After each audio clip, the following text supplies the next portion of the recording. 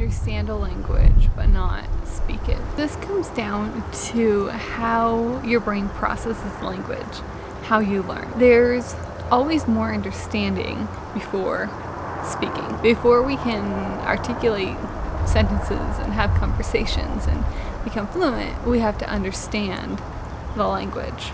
But it's not quite that simple as just understanding the whole language and then speaking. It's a bit of understanding and then a bit of speaking, and then a bit more understanding and then a bit more speaking.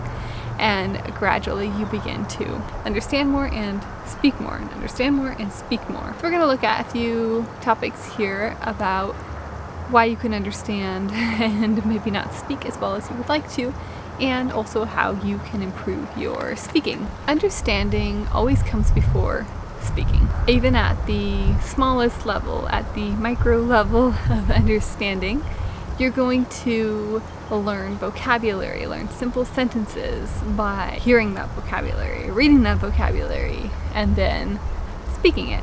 Whether you are just listening and repeating, or you are creating your own sentences, writing them down, and then reading them aloud. However you do it, you are first understanding and then speaking. It's just on a very small scale there. And then there's the larger picture, which is the macro level of understanding, and this is what you think of as having conversations and being fluent in that language.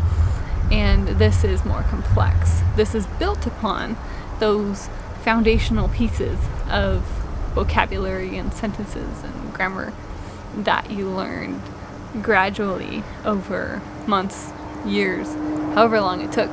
And now you're at the conversational level of fluency. This is where sometimes people get to a point where they know quite a bit of the language. If they can understand it, maybe watch a movie or even just understand what someone says to them, but then can't respond as well as they'd like to. This tends to happen when we are very book and course heavy in our practice and spend less time speaking. And so the correction to this is to spend more time speaking. Well, it can be challenging because, like, how do I speak if I can't speak? So the way that you can approach that is by working with a conversation tutor or having a language partner, some time that is dedicated to just you and one other person who you're comfortable with practicing. Through that explicit speaking practice, you'll be able to use what you've learned and practice speaking so that you can fill in any gaps that you had that you didn't practice as much as you would have liked to in your prior experience. And then through this, you'll become a better speaker. Your understanding will still be higher than your speaking, so your understanding and then your speaking, but your speaking will improve.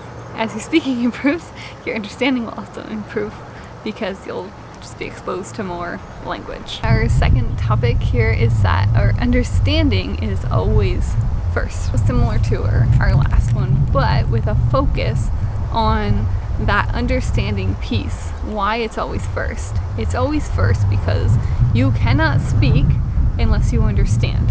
You cannot use words and create sentences to communicate your thoughts unless you understand those words and how they connect together, how sentences are formed in the language that you are trying to use. You have to understand that first before you can speak. So this will always, always, always come first, understanding.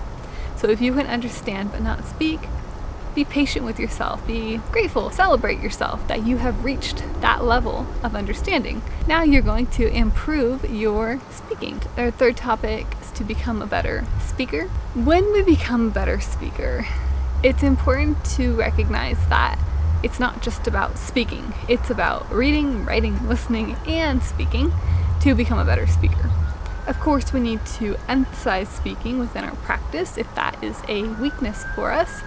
But all four of these core skills are going to work together to make us a better speaker. The more we read, the more we are exposed to the language.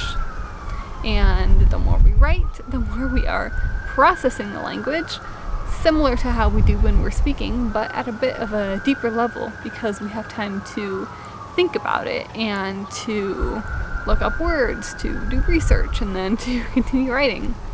And it's a sort of practice for speaking. And then through listening, of course, we listen and then we speak. So we hear the language so that we can speak it.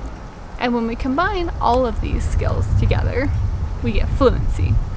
You have to have all of these skills to become a fully fluent speaker of a language. Of course, you can speak a language without being literate in the language, but the more you use these 4 core skills, the better your language abilities are going to become. You can further improve your speaking by this explicit speaking practice, like I mentioned, with a tutor, conversation partner, recording yourself, and then making corrections, however you choose to do it. But the key here is that you are speaking, you're using the language.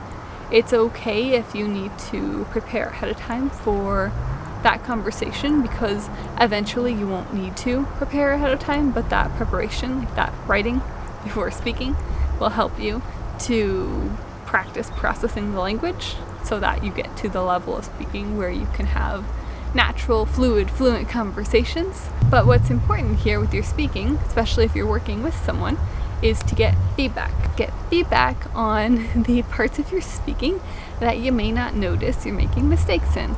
And when you do this, then you can go back and you can improve. And that's why it's so valuable to have that explicit speaking practice time with someone who is trained and fluent, very well versed in that language, because they can streamline that practice time for you with that feedback and correction, so that you can improve your ability to form sentences, you can improve your accent, you can improve things that you didn't even know you needed to improve with that correction and feedback. So that is why you can understand but not speak a language, and why you should celebrate your ability to understand even if your speaking is not there yet. And if you have any questions, comments, anything you'd like to share, feel free to leave it down below. The blog post is also down below, and I'll see you guys back here next time. Bye!